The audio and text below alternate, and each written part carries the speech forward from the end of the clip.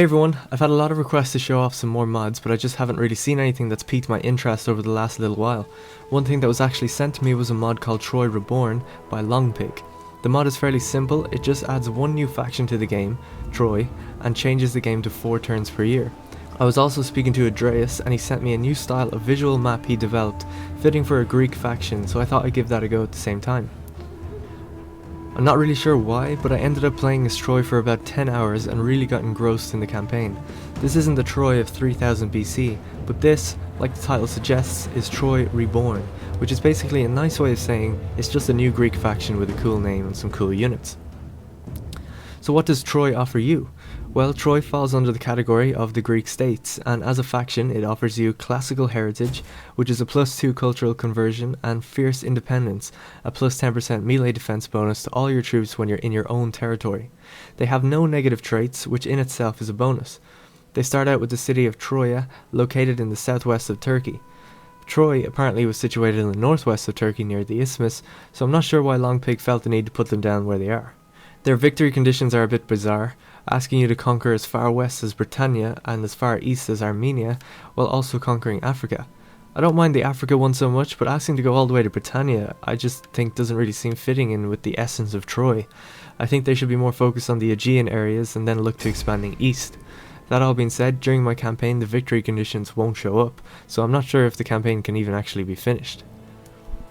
The army composition of Troy is unique enough, not just directly recoloring units from the other Greek states, but actually coming up with some unique units and adding some differentiation to their roster. Some unique units are the Trojan infantry, which have a nice steady progression in the campaign that upgrades them to Trojan soldiers and then to veteran soldiers. There are also Trojan variations of hoplites and elite hoplites, cavalry, peltasts and archers that are all brand new unit models. One thing I did notice, however, was that the Trojan archers don't carry swords, so in melee combat they are missing a sword, so it looks a bit ridiculous, but honestly I didn't notice that until I had conquered all of the Aegean and started looking at the replays, so it doesn't really bother me that much. Lastly, we have some really nice late game units such as the Trojan chariots of Helios and the Trojan Helios Guard.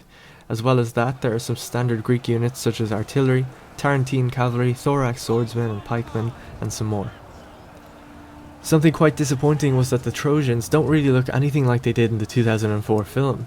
Now I know that the film is just full of mythical inaccuracies, but I did wish to see that cool armor make a return and the rectangular black shield of the Trojans. Now I know it might seem like I've pointed out quite a few negatives, and that's true that this mod probably isn't up to the super high quality of other mods like Imperium or Spartacus Rises, however I had to show it off simply because I've enjoyed it so much. My very hard campaign began with a rough start to fighting off the Seleucids, eventually leading to me fighting a massive battle with Rhodes helping me out.